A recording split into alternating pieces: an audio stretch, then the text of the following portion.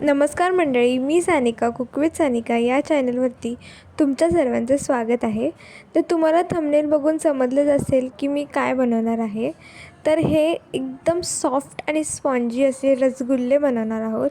तर हे रसगुल्ले कसे बनवायचे, दूध किती वापरलं, किती ज्यूस लेमन ज्यूस टाकला किंवा विनेगर टाकला आणि कसे त्याला एकदम स्पॉन्जी ठेवायचे. तर पहिले मी इथे अर्धा लिटर दूध घेतलं आहे आणि त्याच्यामध्ये मी जवळजवळ अर्धा लिंबू जो आहे तो कट करून त्याचा ज्यूस घेतला आहे. ते मी त्या जागी विनेगरसुद्धा यूज करू शकता. आणि पहिले दुधाला एक उकळी आल्यानंतरच तुम्हाला तो जो लेमन ज्यूस आहे तो त्याच्यात ॲड करायचा आहे, तरच दूध लवकर फाटतं. जर तुम्ही थंड दुधात पहिलेच ज्यूस किंवा विनेगर ॲड केला तर दूध फाटायला थोडा टाईम जातो. त्यानंतर हे सगळं दूध फाटल्यानंतर आपल्याला एक स्वच्छ धुतलेला कपडा घ्यायचा आहे. त्यामध्ये हे आपण फाडलेलं दूध त्याच्यामध्ये ॲड करून घ्यायचं आहे आणि त्याच्यामध्ये नॉर्मल थंड पाणी ॲड करून ते चांगलं धुवून घ्यायचं आहे, जेणेकरून विनेगरचा किंवा लिंबूच्या रसाचा जो उग्रसपणा वास आहे तो निघून जाईल. आणि त्याला पूर्ण घट्ट बांधून एक जड त्याच्यावरती वस्तू ठेवून पूर्ण त्याचं पाणी काढून घ्यायचं आहे. नंतर त्याचा असं पनीरसारखा एक गोळा बनेल, त्याला आपल्याला चांगलं मळून घ्यायचं आहे, म्हणजे पूर्ण सॉफ्ट होईपर्यंत. नंतर तुम्हाला पाहिजे त्या आकारामध्ये तुम्ही त्याचे रसगुल्ल्याचे शेप बनवू शकता.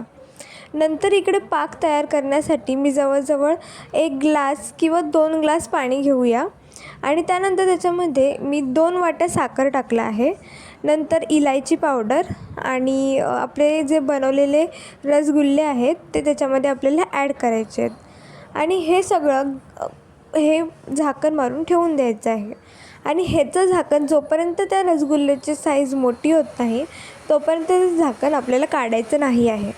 आणि ह्याला जवळजवळ 10 ते 15 मिनटं मोठ्या फ्लेमवरती पूर्ण सॉफ्ट होईपर्यंत उकळू द्यायचं आहे.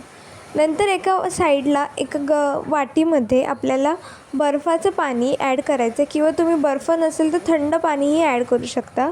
नंतर तेच गरम गरम रसगुल्ले आपल्याला पूर्ण पिळून त्याच्यामध्ये ओतून द्यायचं आहे आणि नंतर त्याच्यामध्ये थोडा वेळ ठेवल्यानंतर ते मस्त असे स्पॉन्जी राहतात, जेणेकरून ते दाबले तरी ते परत त्या हायतच शेपमध्ये रिटर्न येतात. आणि नंतर आपल्याला तोच जो पाक आहे त्याच्यामध्येच ते परत रसगुल्ले पिळून काढून त्याच्यातच ॲड करून ठेवायचे आहेत आणि मस्त ओव्हरनाईट त्या पाकात ठेवल्यानंतर फ्रीजमध्ये थंड झाल्यानंतर हे रसगुल्ले खायला तयार आहेत. तुम्ही बघू पण शकता किती जाळीदार आहे. तर तुम्हाला कशी वाटली रेसिपी कमेंट करून नक्की सांगा.